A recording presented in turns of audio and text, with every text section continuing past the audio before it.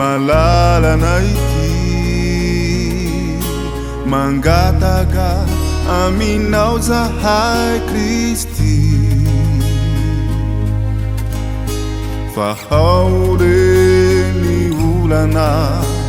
esory ireo fatorana zay mbola manefitranay iray aminao anao anye ity Madagasikara ity Jesosy ô miangavy anao re zahay ponjereriray misedra olana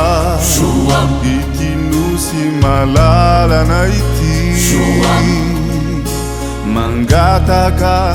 aminao zahay Kristy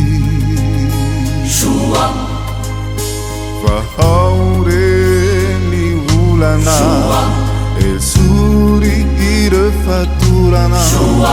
zay mbola manefitranay iray aminao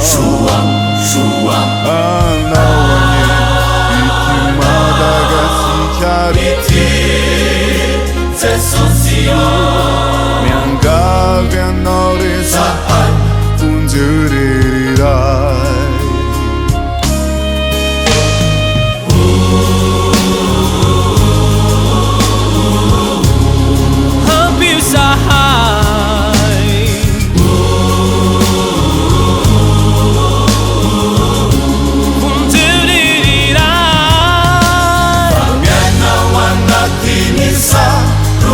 Significanina se reflefarera quina e si fa unianiza manzaka tukunya sanisadan nasini arazina mi fundare Mamela iti Nosinay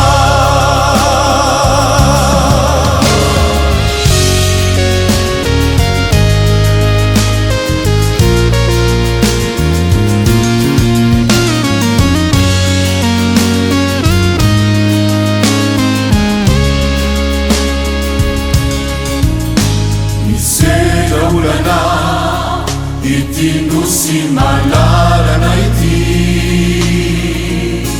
mangataka aminao zahay Kristy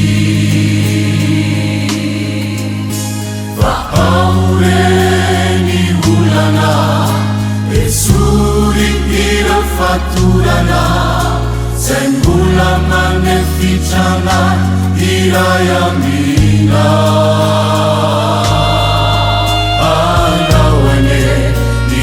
Madagasikara